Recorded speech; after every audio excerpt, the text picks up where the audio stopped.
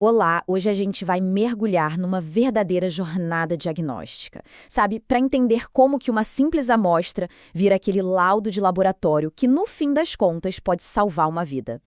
Pois é, o que será que acontece nesse meio tempo? A gente vai desvendar essa jornada, que é quase invisível, né? Ver como uma amostra biológica se transforma numa informação médica super importante, que é o laudo final. Então vamos começar. E olha que interessante, essa missão toda não começa com a agulha ou com o potinho da amostra. Não. Tudo começa bem antes, com o que a gente pode chamar de briefing, o formulário de requisição do exame. É aqui que o caminho para um laudo bem feito começa a ser traçado. Pode parecer só papelada, né? Mas não é. Pensa nesse formulário como um mapa da mina. É ele que vai guiar toda a investigação do laboratório. E a lógica é simples. Se o começo não for perfeito, o laudo lá no final, bom, ele pode não ser tão preciso quanto deveria. E olha só quanta informação crucial tem aí. Cada um desses itens é uma peça do quebra-cabeça. A identificação do paciente, claro, é básica para a segurança. Mas, e a hipótese clínica? O médico está pensando em quê? E o uso de antibióticos? Imagina só, se a pessoa já está tomando um remédio, isso pode mascarar o crescimento de uma bactéria. O laboratório precisa saber disso para interpretar o resultado corretamente e não liberar um laudo que leve a um diagnóstico errado. Cada detalhe aqui impacta diretamente na qualidade do laudo. Ok, com o briefing em mãos, agora sim a gente vai para a coleta. A hora de conseguir a evidência. E aqui, gente, a palavra de ordem é precisão. Essa frase resume tudo. O material coletado tem que ser o retrato fiel da infecção.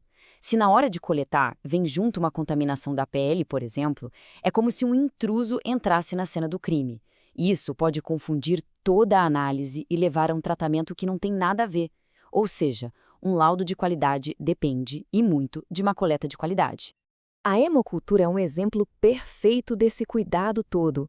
É quase um ritual, né? Lavar as mãos, preparar tudo, fazer a antisepsia. E não é uma limpezinha qualquer, vigorosa mesmo. Depois, coletar o volume certo de sangue, colocar nos frascos certos e transportar na temperatura certa. Um errinho em qualquer um desses passos e pronto. Todo aquele trabalho cuidadoso pode ir por água abaixo, comprometendo completamente o resultado que vai para o laudo. E é por isso que os laboratórios são tão rigorosos. Olha só alguns motivos comuns para uma amostra ser rejeitada. Identificação errada? Nem pensar. É um risco enorme para o paciente. Recipiente não estéril? Contaminação na certa. Mandou a hemocultura para a geladeira? E matou o bicho que a gente estava procurando.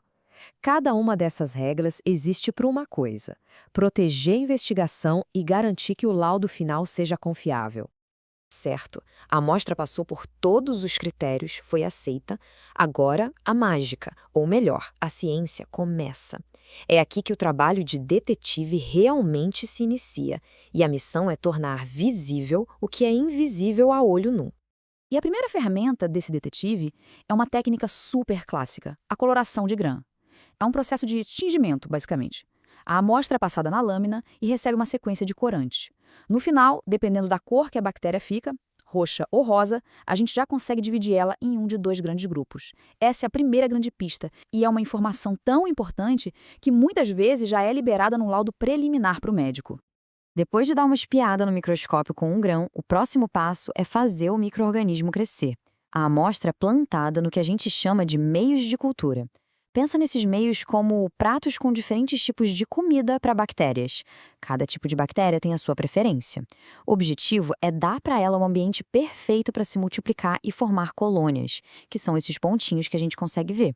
É a partir dessas colônias que a identificação final, que vai constar no laudo, será feita. Beleza, as colônias cresceram. Agora a gente tem o suspeito em carne e osso, por assim dizer.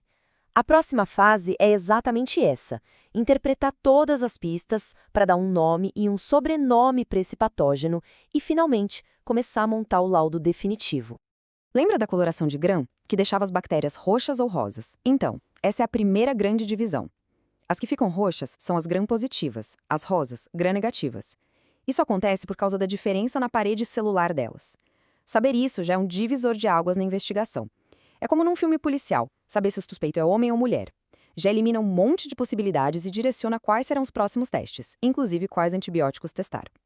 E todo esse processo, a coleta, a coloração, a cultura, tudo isso converge para uma única coisa: o laudo. É importante entender que o laudo não é só uma lista de resultados. É muito mais.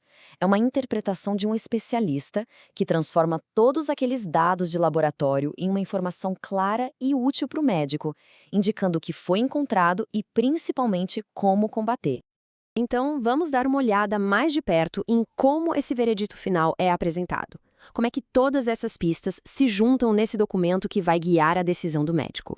Vamos pegar um exemplo bem comum: a cultura de urina ou urocultura. O laudo de um exame desses é super bem estruturado. Ele é feito para responder perguntas bem diretas. Olha só o que um laudo de urocultura traz. Primeiro, o nome do micro-organismo encontrado. Depois, a quantidade dele, a contagem de colônias. E uma interpretação dizendo se aquilo sugere ou não uma infecção. E aí vem a parte talvez mais importante, a lista de antibióticos. O laudo diz a quais remédios a bactéria é sensível, ou seja, quais funcionam, e a quais ela é resistente. Isso é basicamente um plano de ação para o médico. É o antibiograma, uma das partes mais valiosas de um laudo hoje em dia. Agora, se na urocultura o laudo já é importante, imagina na hemocultura. Encontrar uma bactéria no sangue é um sinal de alerta máximo. Pode indicar uma infecção generalizada. Então aqui, a agilidade na comunicação e na elaboração do laudo é absolutamente crítica. Por causa dessa urgência, o laudo da hemocultura muitas vezes é liberado em partes. Assim que o aparelho apita indicando crescimento, o laboratório já faz uma coloração de Gram daquele frasco. E esse resultado inicial, se é um coco Gram positivo, um bacilo Gram negativo, já é comunicado imediatamente ao médico. É um alerta. Isso permite que o tratamento comece muito antes do resultado final. O laudo vai sendo construído aos poucos, liberando cada nova informação o mais rápido possível. Então, depois de ver essa jornada toda, fica a reflexão, né? Um laudo laboratorial é só um papel com resultado? Ou é a peça-chave que pode literalmente salvar uma vida? Fica claro que desde o preenchimento da requisição até a liberação final, cada etapa é um elo de uma corrente que busca uma resposta. Uma resposta que, para quem está esperando do outro lado, pode mudar absolutamente tudo.